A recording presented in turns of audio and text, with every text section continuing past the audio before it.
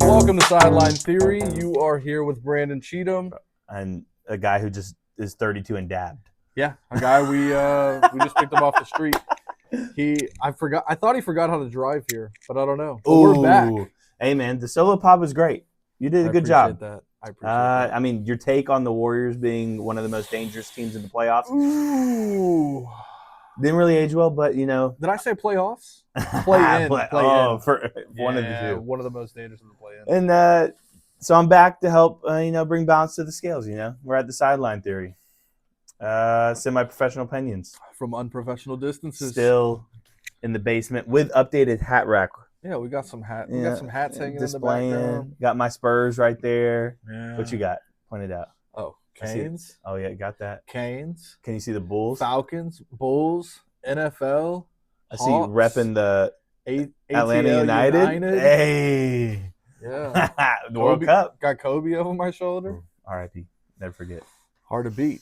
Well, yeah. Let's not waste I'm ready too much to go, bro. time. I've been the freaking 15 days I was off. Went on my anniversary. It was great. Actually, what really happened was I went to Europe with Luca. He gonna be all right. I was there with him. He gonna be all right. That's good to know. I was off, and there's a lot that happened in the sports world, man. I'm excited to get it going. Absolutely. Quick shout out, and we're actually gonna go here first.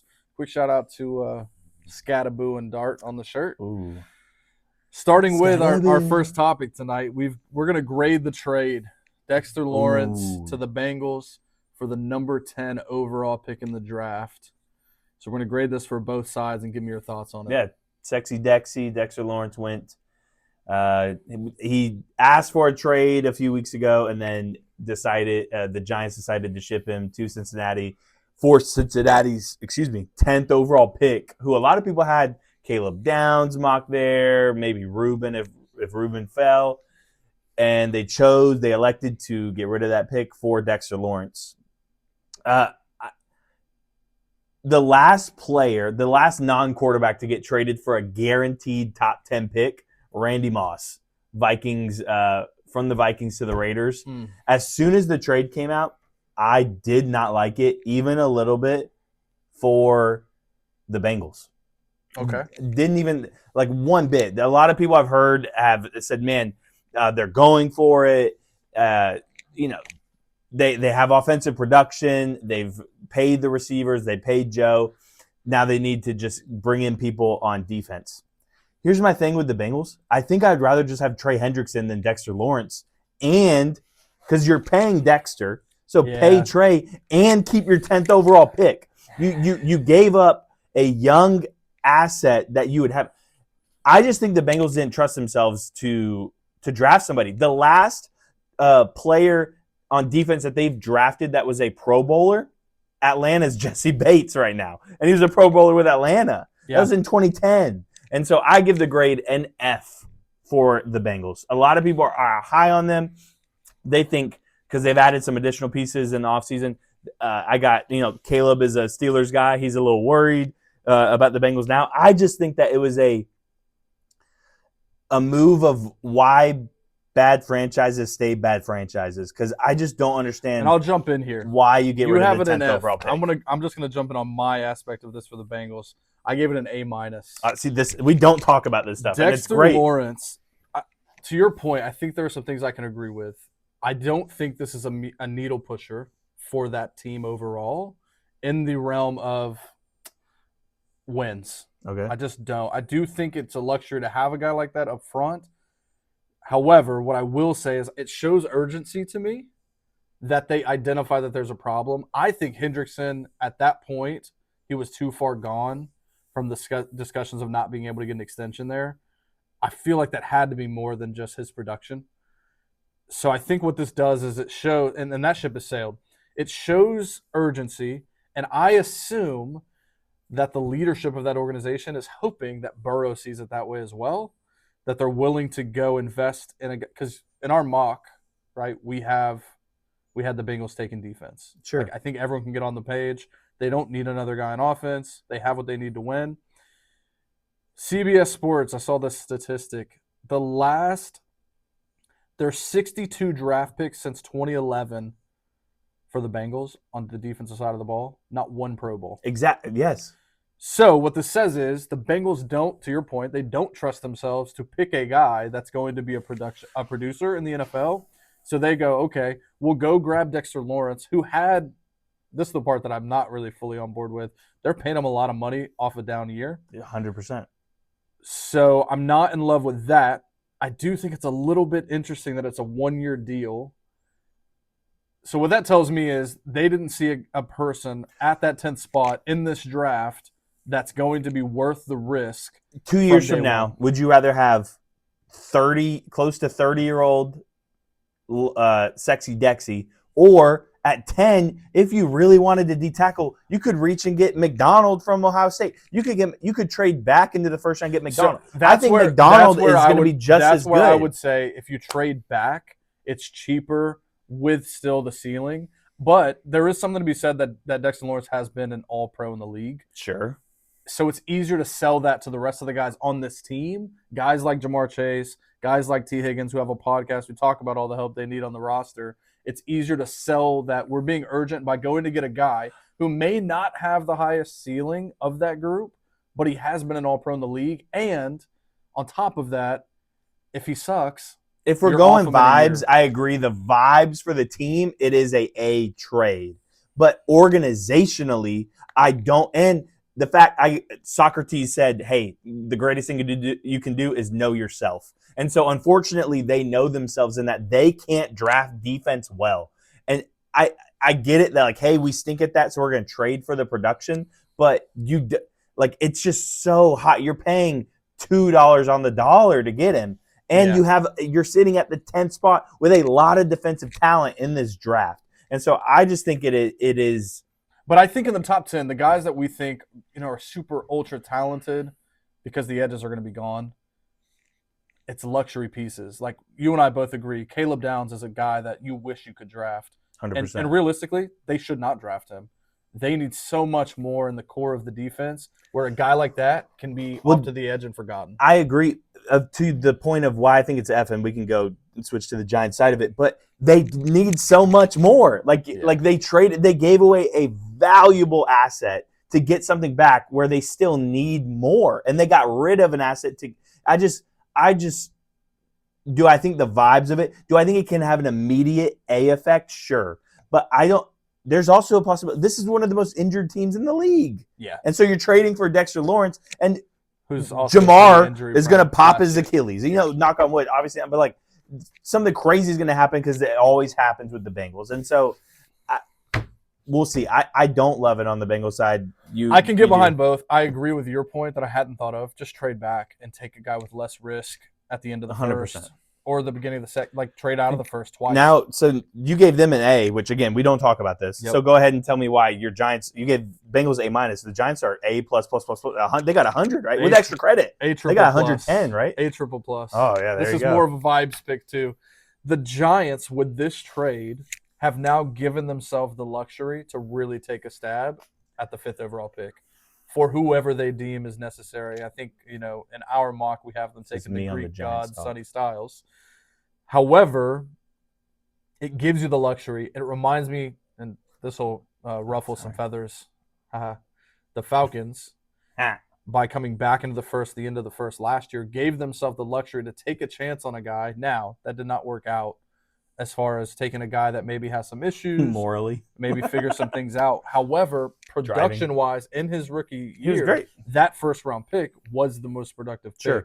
So in this scenario where you already know if you're Harbaugh, Dexter Lawrence is not the difference because you watch this. I mean, even when he was great, they were awful.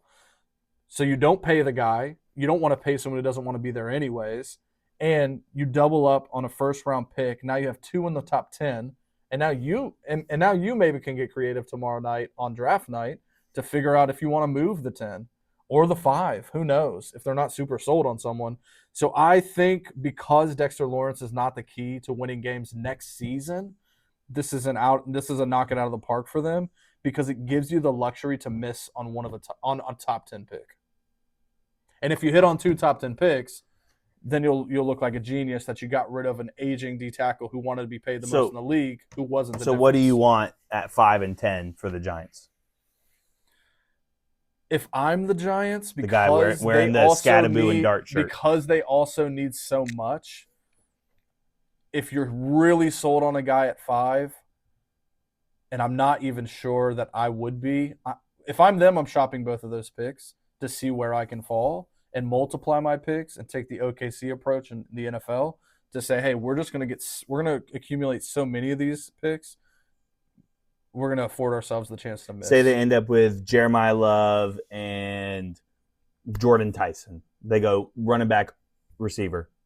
Yeah, I think you got to go defense for one of those picks. Okay. If it's me, I'm taking defense for sure. A lot of intel is saying potentially Jordan Love or Jeremiah Love. I think that would be a very bad pick for this at 5. I think that'd be it would sell tickets, so maybe that's the goal, but it's not going to win games. The Giants are plus 550 to win their division right now. I think that the grade was an A. I do think that it helps them in the future. I mean, here's my thing on the Giants. It's an A for what they did. But Harbaugh was getting fired. But I don't think that the Giants are making the playoffs regardless.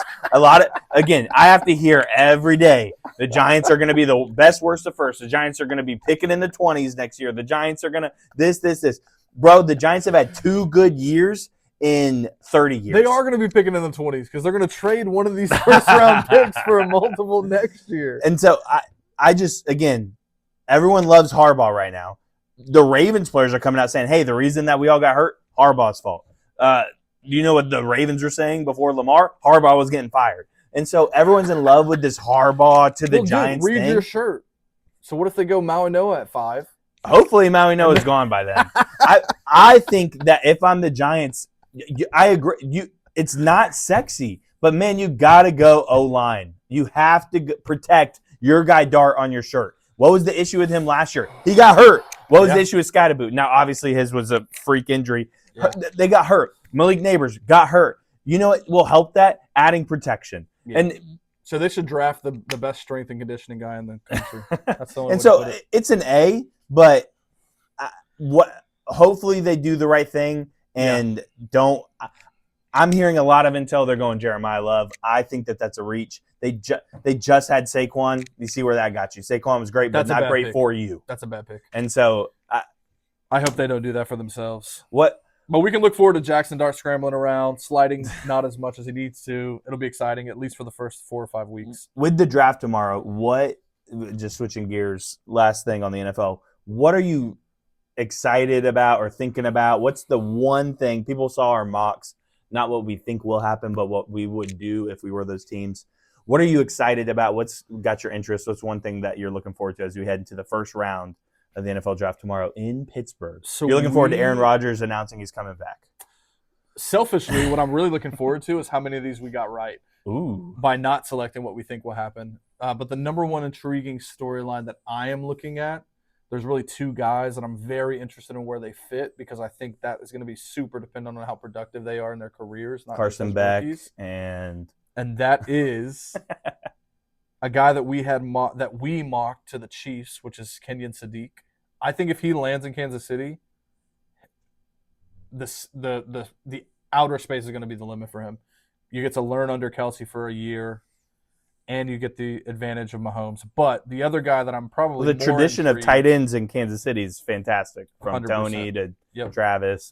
So the one that I'm really the most interested in, I don't believe we had him in our first round, is Jordan Tyson. The upside of that guy, a very risky pick because of the injury proneness. But the upside of that guy is off the charts when you compare him to other guys in this draft class, including Carnell Tate, in my opinion. Mm-hmm. So I'm very interested to see where he falls because that is a guy that I do think it's going to be easier to stay injury prone on a bad team. Okay. If you're winning, I think it toughens you up a little bit, if that makes sense. If there's something to play for. So I'm very intrigued by Jordan Tyson, where he ends up. Okay. I like Jordan Tyson, obviously some injury risks. Yeah, I agree. He's a deep threat, right? So, yeah, we'll see. Receivers, it's not a prolific receiver draft, but there could be some, I hear there's a lot of depth 2, 3, 4 rounds in. Mine is Jeremiah Love. Just where is Jeremiah Love going to go? Urban Meyer today on The Herd, Todd McShay, everybody says Jeremiah Love is the best player in this draft. We watched him play against Miami, opening game of the year.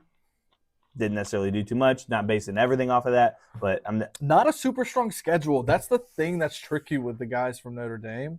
Yeah, the independent conference. It is hard to really get a gauge of how good they are relative to the field. 100%. So the odds for him have the Giants at 5 and the Commanders at 7. I believe Commanders are 7. As the same odds plus 425, then you have Rams Cowboys. So they don't have him going outside of 7. I just think that the draft history shows drafting a running back between the picks 1 and 5 in 2020 football is not smart. From Genty to Leonard Fournette when Lenny got drafted to the Jaguars, I believe top 3 or 4. Lenny got 3 or 4, yep. And it might have been 5, but he was top 5, and he didn't pop until he got traded to a Super Bowl contending team on the back half of his career. Genty with the Raiders, he didn't necessarily go. I think did Genty go top 5 with the Raiders last year? It was in the top 10-ish range, but I think that him going in the 6 to 10 range is a better fit for him. You got Bijan, obviously went. Genty went 6. Genty went 6. Leonard Fournette went 4. 4. But we got him to Washington at 7, which fits the Bijan mold at 8. Exactly. And so I think that for running backs do not change franchises in 2026. Running backs are a cherry on top of the milkshake that allows you to get over the hurdle. It's the nickel defender of offense. Yeah, that's a great analogy, because where he goes is going to be so interesting because people have him mocked as the best player in the draft. And then just one bonus one on what I'm excited about. It's not necessarily about the draft, but it's overall. We both agree Mendoza is going to be really good. He is going 1. I'm hearing chatter, and I will stand on Mendoza will not be better than Cam Ward. There's a lot of talk right now about how Mendoza is going to be better than Cam, better than Drake May, which whatever that's for me. Cam Ward, people, if you're not paying attention, you're just not paying attention. Yeah, Cam Ward is him. I'm not sold on Mendoza. Cam Ward is him, bro. Can make every throw on the field. Poised beyond belief. A leader. The Titans at 4, their draft pick, I'm praying. Look at the shirt. Protection brings production. Please. He got the shirt. Please. Thank you, Celia Cheatham. Shirt. Please draft CC Maui Noah if he's available at 4. Please don't draft Jeremiah Love. Not that I think Jeremiah's a bad player. I just don't think that in that situation – you're drafting, again, the Giants had to get rid of Saquon. Yep. And so where Jeremiah goes, and then I am super excited for the Titans pick at 4, hoping that they do the right thing, go offensive line. Go Canes. All right, we'll move to our next topic. We are going to give a brief rundown. We're going to get to our champ in the NBA, but we are going to give a brief one-sentence description of what we think about these current series, and then how we project those guys to move forward. Yeah, going to the association, bro. And I want to hit these, and I think you give your take, I'll give my take on the matchups, and we'll go through each matchup. You want to hit the West first? Yeah, we can hit the West first. Give me 1 second here. I can go. Okay. Well, I'm just going to go through the West. Obviously, we're hitting this. Game 2s are happening, have already happened. OKC, up by Phoenix, 2. We're giving them a little bit. I think Devin Booker has to score 87 points for them to win. But I think OKC sweeps. Nothing big. I literally don't have anything out. OKC sweeps. I got the Spurs in 6. I do want to talk about the Spurs court in Game 1. Yeah. And incredible. The fans, you loved it, right? That was sick. Yeah, just the multicolored throw up that was everywhere. I did not like it. I thought it was distracting. I thought that it felt like I was watching a video game. And my wife and I were sitting right there. We were both just like, what is the point of this? I think that the court, it would have looked better. Obviously, the players were wearing all black with the stripe colors, and the court was colorful. If the crowd would have went all black, that would have looked sick to me. but the multicolor and all the sections, like what are you trying to? Is that supposed to be intimidating to like? Congratulations! No, it's a free T-shirt. Yeah. So Lynn's brought up a great point because I went, "That's pretty cool," and she didn't really have an opinion, but she goes, "Yeah, but what if you're not? What if you want to wear what you want to wear? Fan? Yeah, or what? Yeah." And I'm like, I did not even calculate that in my brain. That I mean, it was overwhelmingly a home crowd. But Sure. yeah, what do you do if you got a free T-shirt on your seat and you're there for the other? Or your wife just bought you like a shirt for your anniversary. It's like what? It's not intimidating. I think it's laughable. If I'm OKC and I play the Spurs in round 3, I'm clowning them. I'm showing up and I'm all wearing whatever. I didn't fair. like. I don't think Scoot Henderson or Wemby or anyone else can tell you what color anyone was wearing, anyways. But yeah, I didn't like that. Takes up in the air. I got the Spurs in 6. I got the Lakers in 5. And I got the T-Wolves over Denver in 6. Okay. In 6. So that's my West. I've got OKC in 5. Ooh, does Phoenix win tonight? I think Booker, I don't think tonight. Probably their first game back home. So game 3. I agree with you. But yeah, I think OKC in 5. Suns win game 3. And OKC shoots 400 free throws. I've got the Lakers in 5. Ooh. Can you tell we're homers? I've been very impressed the last 2 games. And I just really would like to see them get through this first round so we can see them with Luka and AR back in the lineup with this newly inspired supporting cast, pretty, headed up by Marcus Smart. But I got Lakers in 5. They're doing a great job on KD defensively on how they're defending him and rotating from him. Mm-hmm. I've got the Nuggets in 7. Ooh. This is like the true toss-up for me. This is the one that I really could go either way. Just because of the similarities. If it goes 7, I do think Denver wins. That's why I have Minnesota closing it out in Minnesota. And that's where I say, 6. Like, in a game 7, the championship DNA. Granted, the last time these two teams played, Denver blew a 20-point lead in game 7 to Minnesota. That's fair. Minnesota's not afraid of them. And I'll allude to some other facts later. But yeah, so I've got them in Nuggets in 7. I've got Spurs in 7. Unless Wemby's back next game, then I got him in 6. If Wemby's back, but I'm hearing Wemby's out. I'm hearing he might not even travel to Portland. So if he's out for the next game, I've got him in 7. Oh, you got 7. That's crazy. For the next game. If he's in if he plays game 3, they're winning in 5. They're not losing to Portland with Wemby. That's fair. No. And but I'm hearing he's out game 3 and 4. Yeah, that's all of it, right? Yeah. Spurs in 7. I'll go my second. So both of our second rounds, we have OKC and the Lakers. Yep. I've got OKC over the Lakers in 6. Okay. I got OKC beating them, advancing to the Western Conference Finals. And then I got the T-Wolves beating the Spurs in 6. I've been consistent. I think Wemby's the best player in the world. But I do think there's growing pains in the NBA, in the association, for the playoffs. I think that a dude that will go right at this man and will try to – Ant Edwards will go right at Wemby and say, hey, bro, I think Ant could dunk over Wemby in the series. I think it'd be sick. And so I got the T-Wolves beating the Spurs in 6. So I got OKC and Minnesota in the Western Conference Finals. Next round for me, I've got, Lakers in 7. Lakers in 7. That is in hopes that Luka and Austin Reeves are both back. If not, I mean, obviously that's a homer pick for me too. And I'm maybe a prisoner of the moment. Just how fluently they're playing on defense is just, it's very impressive. So Lakers in 7. The other matchup, the Nuggets and the Spurs. I've got the Spurs in 7. Ooh. Whoa. Okay. In my Western Conference Finals, I got the Minnesota Timberwolves beating the Oklahoma City Thunder in 6. I'm sticking to we did our draft like 10 episodes ago of who you got. I had Minnesota. I'm sticking with Minnesota. I think they've been to 2 straight Western Conference Finals. They make it 3, and they finally get to their first NBA Finals, and they beat OKC in 6. Minnesota. So you got the Lakers and the Spurs. You got where's your best player in the world at, bro? Lakers in 7. I'm a little bit turned off as of late just on how many free throws he shot last game. It was like 17. I just hate that. It's like it reminds me of Harden 5 years ago. Like, dude, come on. Especially when you're that I talented. can't Like, wait for a topic later that we I have. get it, but yeah, Spurs, Lakers. I'm taking the Lakers in You 7. going Lakers? I think the Lakers can play physically enough against the Spurs on the other position groups outside of Wemby to affect the outcome of that game.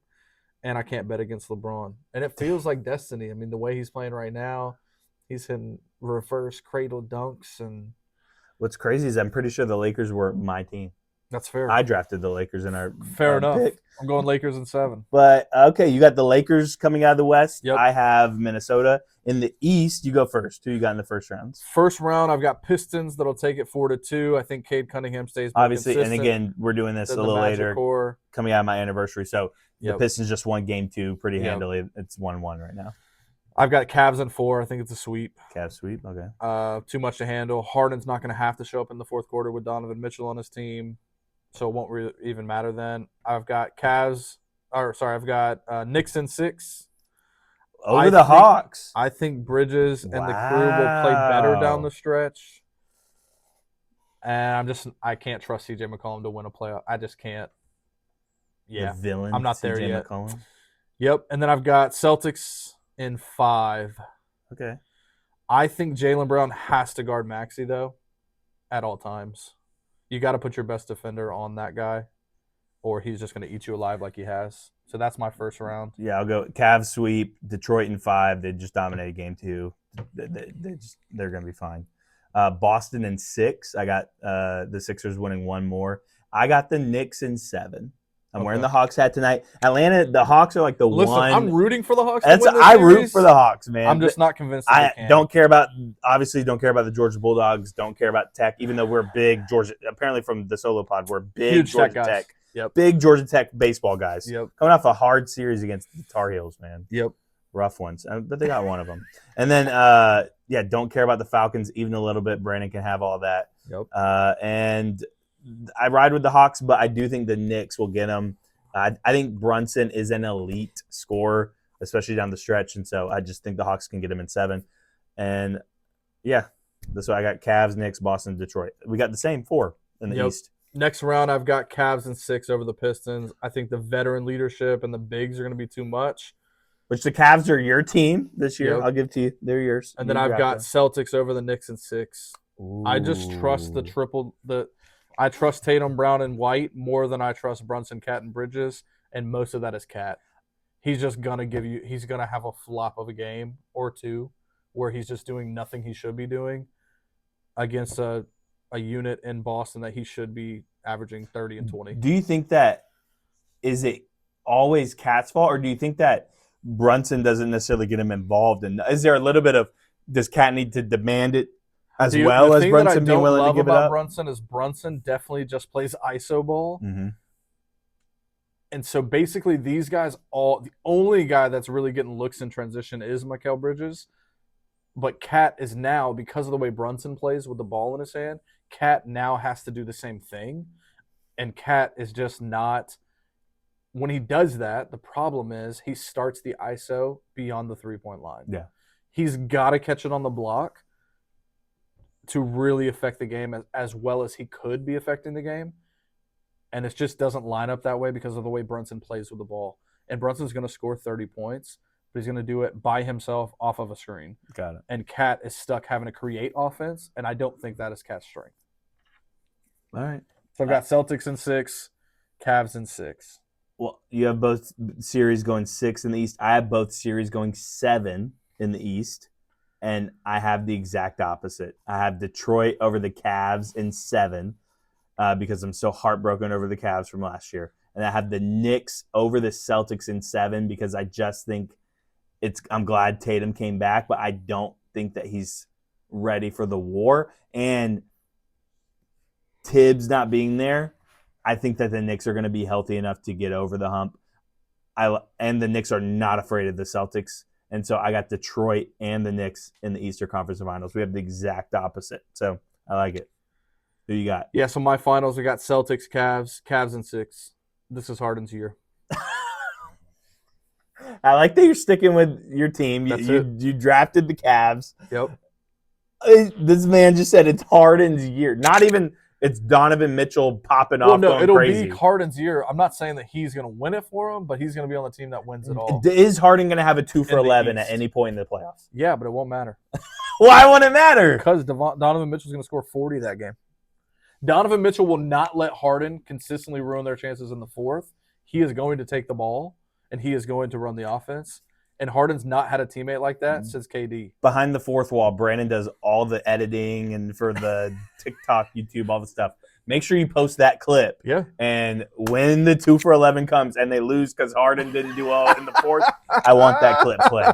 I got Detroit over the Knicks in 5. Ooh. I think Detroit is growing up this playoff. I think that the Knicks will be tired from a war. Detroit is a scrap.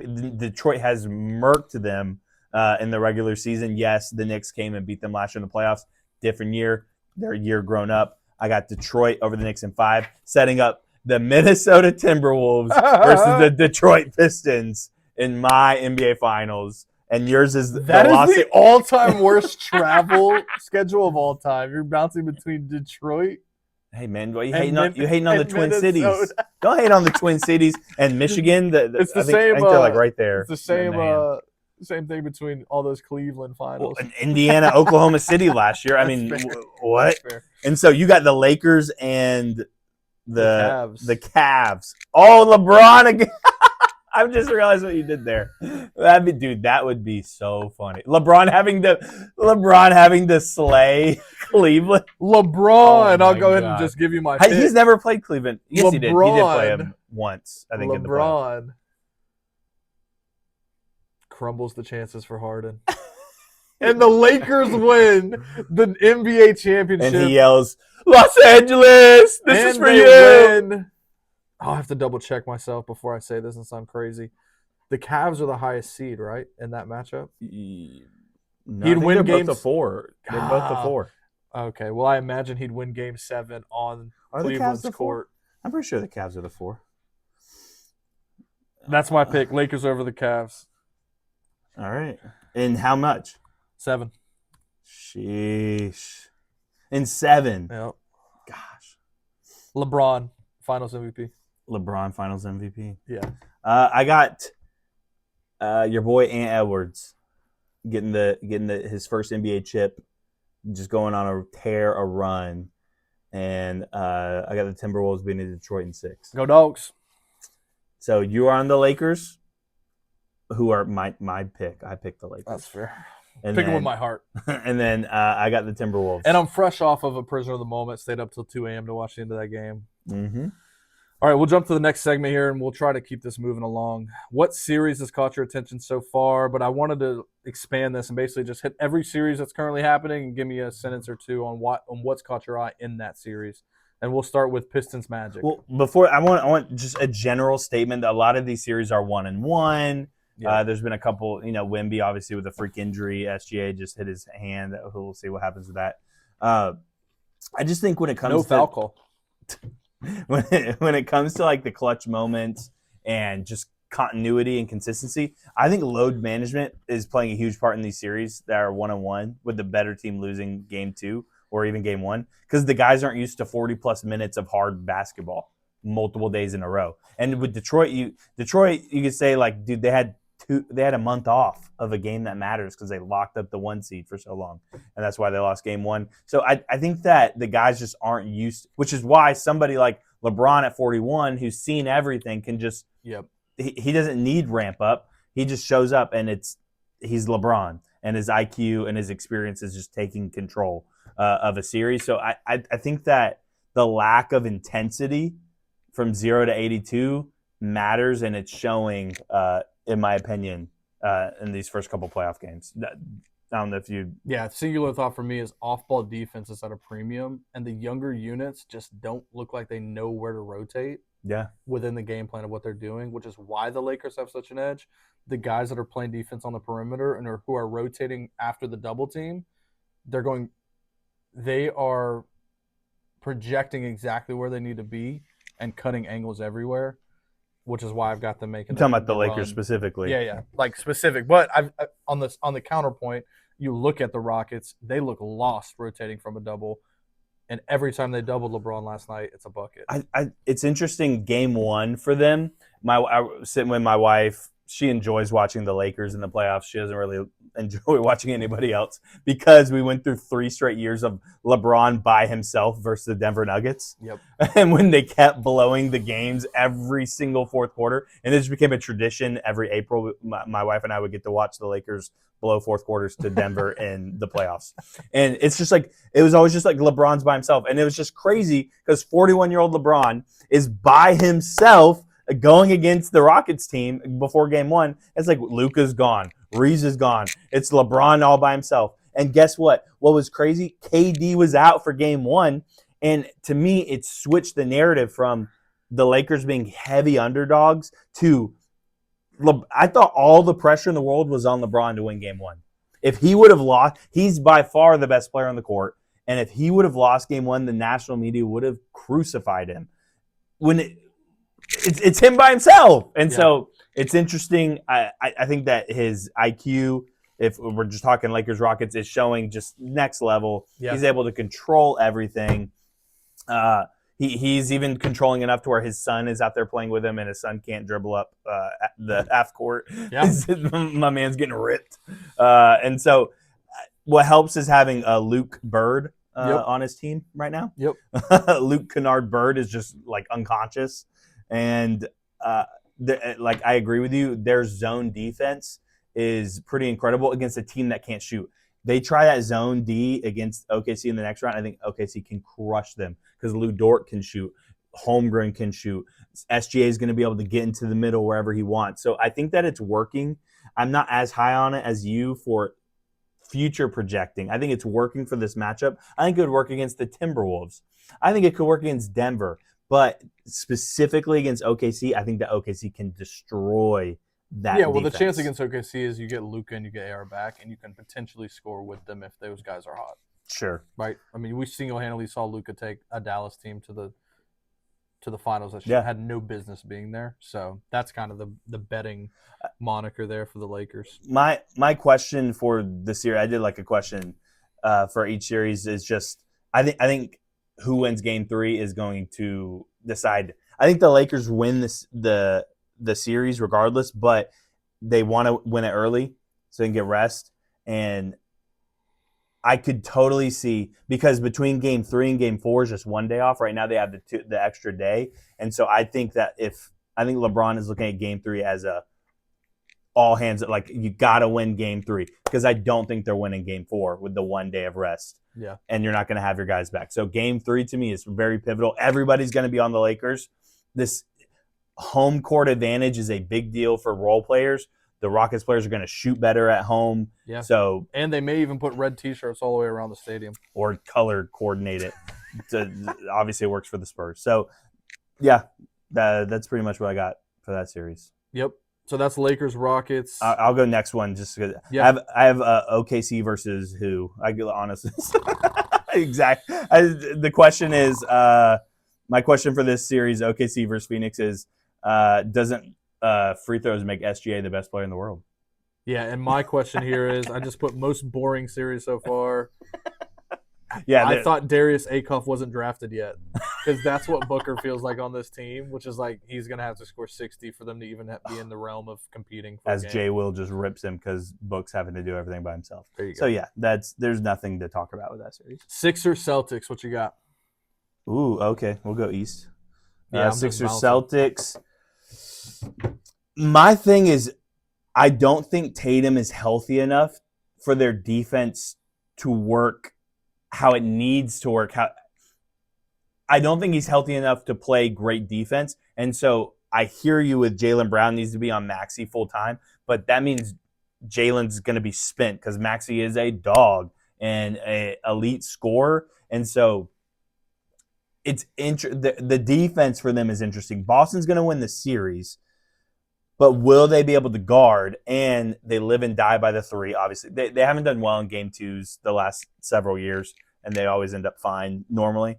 But I just don't know who is guarding Maxey. And if it is Jaylen Brown, is he going to be too tired to give you production that you might not have. Yeah, and I think my take there is you've got to rely on Tatum to drive it on offense. He's got to take Maxey. I do think you still have a problem because VJ Edgecombe is dropping 30, and it basically leaves Derek White on him. And I think elite scoring just, offense outdoes defense when guys are hot. And both these guards are hot. And I know I was texting you during this game. If Embiid could find any way to get back, this gets real interesting. I don't think he's going to be involved in this first round, which I think is a super huge detriment to them because those two guys, Maxey and Edgecombe, are elite, and they can give anyone problems, especially when they're hot. But that's Celtics Sixers. Where you want to go next? I think we can hit the Cavs Toronto. Okay. My question for that series: will Toronto just forfeit? Yeah, said also boring so far. Yes. But Donovan Mitchell gives Harden a teammate who consistently picks up the slack when he needs to in the key moments. Bro. I think that's going to be a savior. He had Kevin Durant on his team in the playoffs. He's had Joel Embiid when he was healthy. But since he left OKC, he's been the guy, and no one can demand with KD with the Nets. No, he wasn't. He wasn't the guy. The Nets. Joel Embiid was the guy. Forget that whole year. D. Mitchell can take the ball in the meaningful moments down the stretch. We'll see. You're putting a lot of stock on something that we've literally seen so much data the opposite direction. It's crazy. I'm gonna be early than late. Rather be early. I mean, you're not early or late. The party's happened. I'm early to being late. You're hanging out at the party, and it happened 2 years ago. Like you showed up to the building, and it's done. Cavs and 6. I mean, I don't disagree, but I got Detroit in the next round. Snooze fest. All right, Pistons Magic so far. You tell me. Magic, sneaky, they can score, but as of, everything is so predicated on scoring in the NBA. As you see tonight, I don't know, they scored 82 points or something. They're just not consistent enough to really be a challenge. But my question for the series is Detroit, can they grow up quickly to meet the moment? Because I do think that they hadn't played a meaningful game in a month. So they came out and they started flat against the Magic, who came off of a must-win, who are in the mode, their jets are revved. Adrenaline. Yeah. And they fought back, but the Magic just pulled away. I do think that they are going to flex on this series. I think they win in 5. I don't think they lose again. And I just want to see, can they grow into the moment quickly? Because I think this East is wide open for, again, Indiana came out of it. I think because Braun was there and left, the East is just open.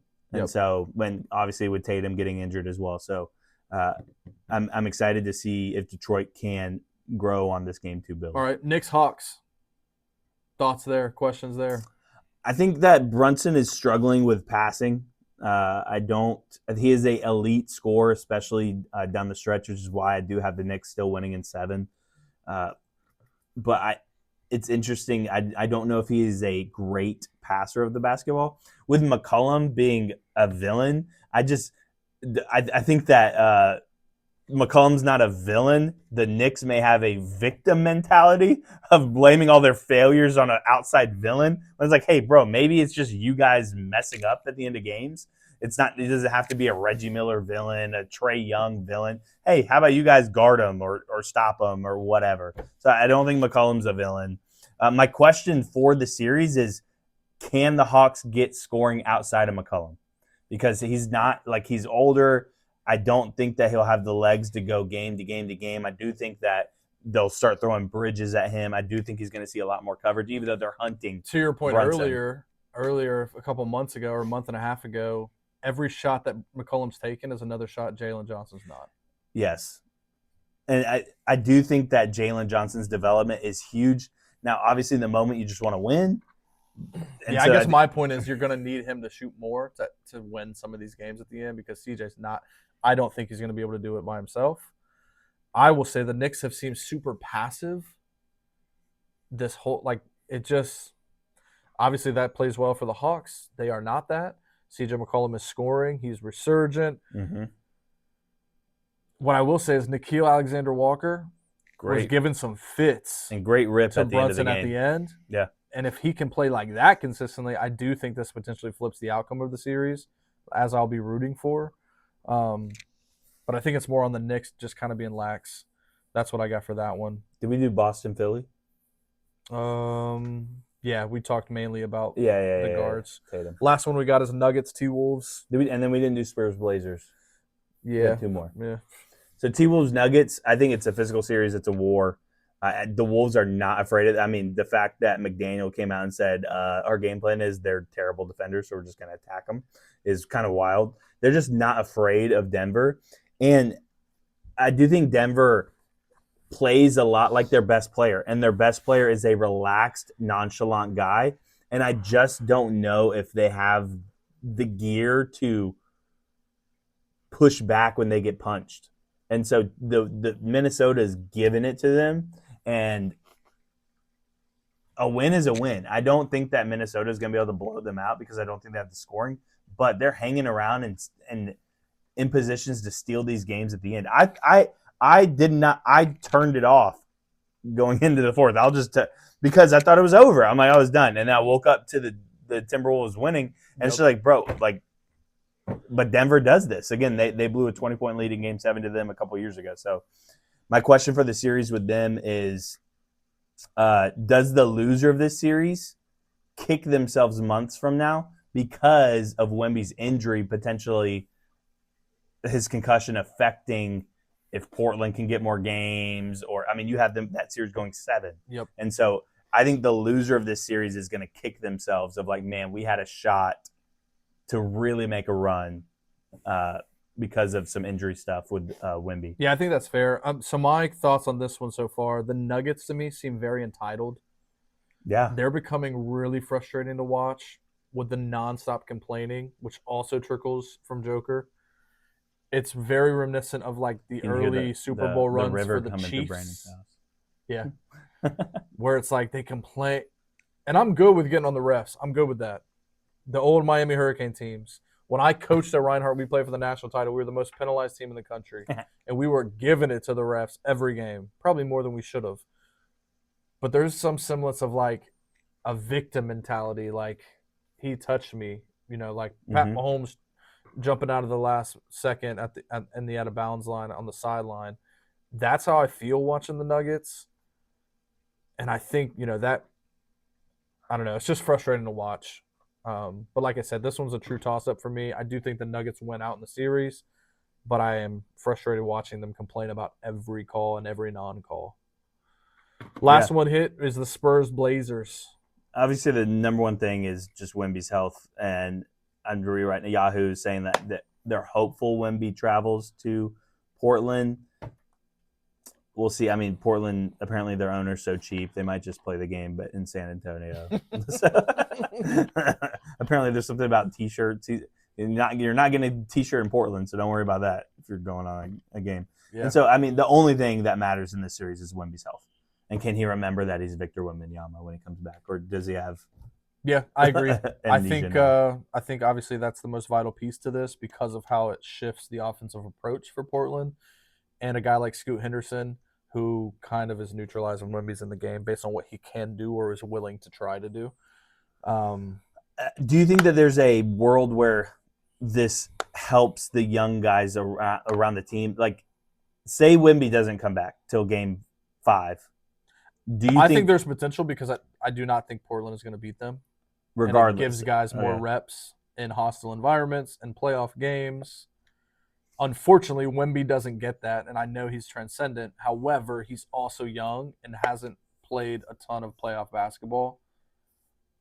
So you'd prefer that he gets the game reps too. But I do think there's some upside there. This is a great transition into our next main question, and we can go quick. But are you willing, Brandon, to finally come to my side of the table and say that the concussed, they gotta concuss him to get people to be afraid of him? Are you coming over here to join Victor Wembanyama as the best player in the world?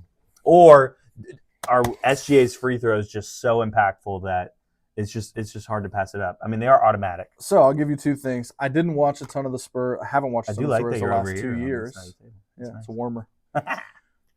I did watch the first game of the series, a few of the later games in the regular records. season. Yeah.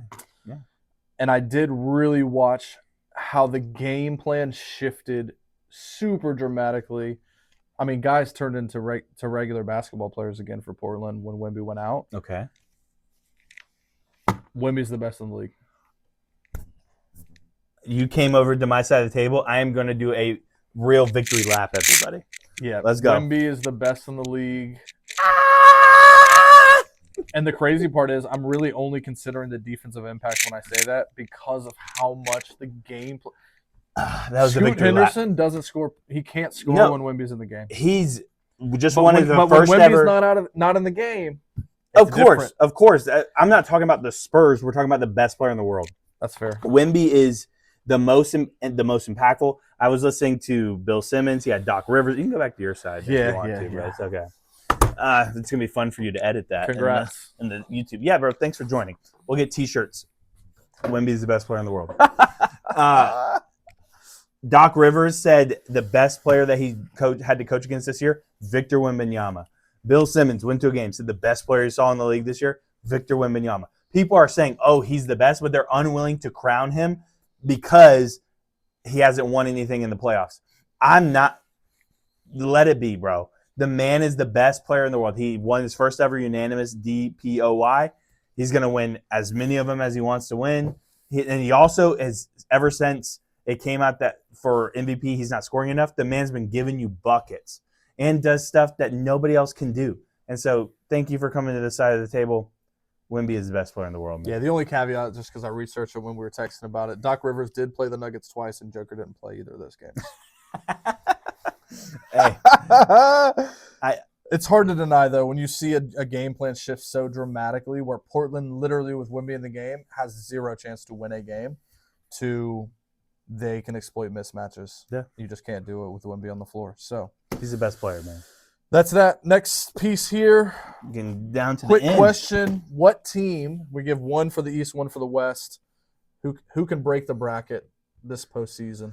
Yeah, and I look at that as obviously in the East you have Detroit, Boston. I think especially Boston. I think Boston's a betting favorite, and I think in the West, obviously OKC, San Antonio, Denver. Even I think that outside of those three is really where I'm going, and outside of like Boston, Detroit in the East, I do think, and it's funny that you have them going to the finals. I think it's your Cavs. I think it's Brandon's Cleveland Cavaliers are the team most poised to be in the finals that people would not expect. They were I had them in the finals last year, so I'm still spurned. I'm a hurt lover.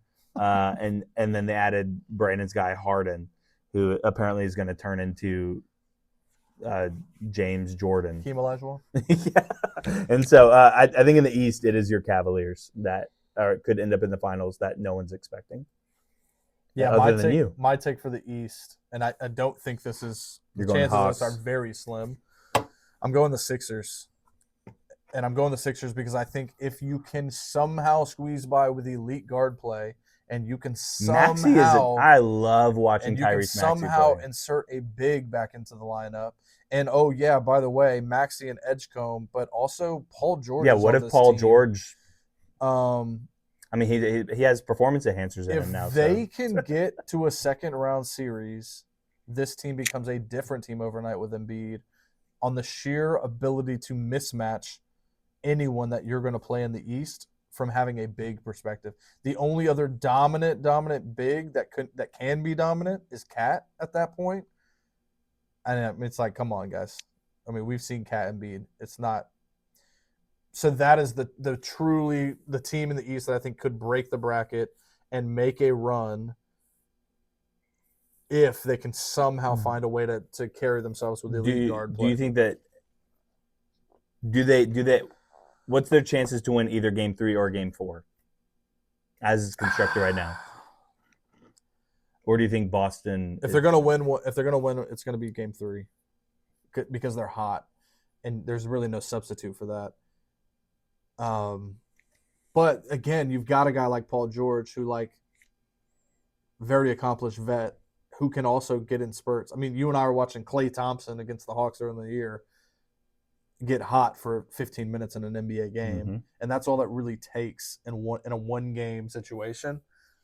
So I think game 3 would be the most likely. But, yeah, I don't think it's going to happen, but I do think that is the most break-the-bracket team if they can find a way to get Embiid back. Hey, I respect it, man. Took the question well. Who do you got in the West? My West breaking brackets, the T-Wolves, and I know you've got them picked to go all the way. Mine in the West, my answer is the T-Wolves too, because I have them. So my thing here, I think it's solely dependent on this first-round matchup because I think they've got an easier path after that, even including a team like OKC.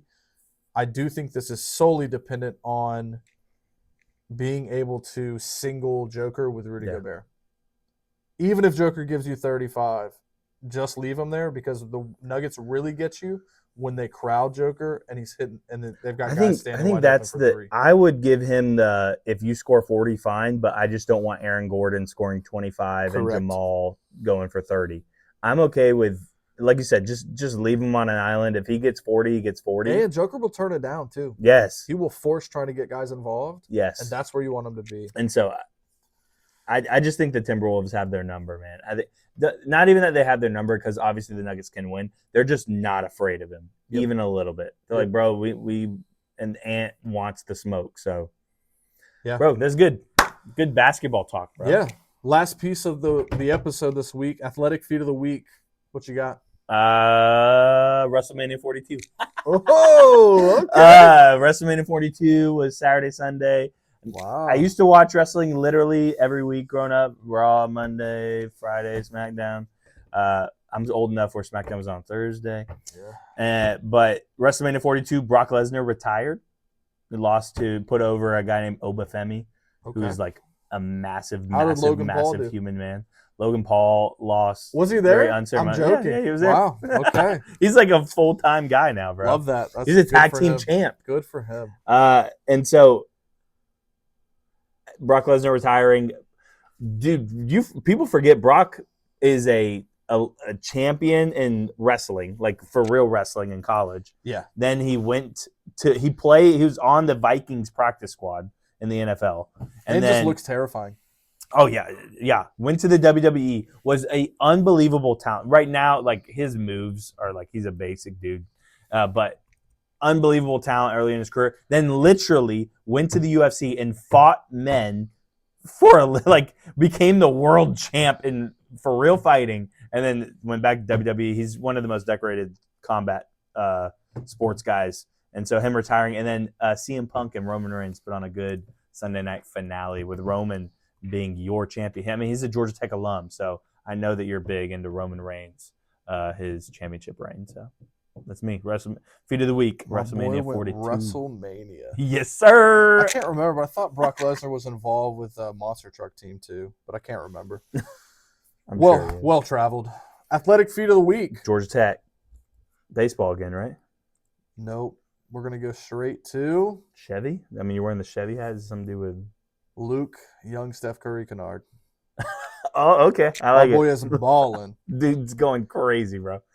Incredible. The first shot he missed in game 2, he had the green light of he caught it. He's Yep. LeBron wasn't even up the court. That man jacked that 3. Luke Kennard having the week of his life so far, or since high school. And please do not give him the ball when it's late and he's by the half-court line because he looks petrified.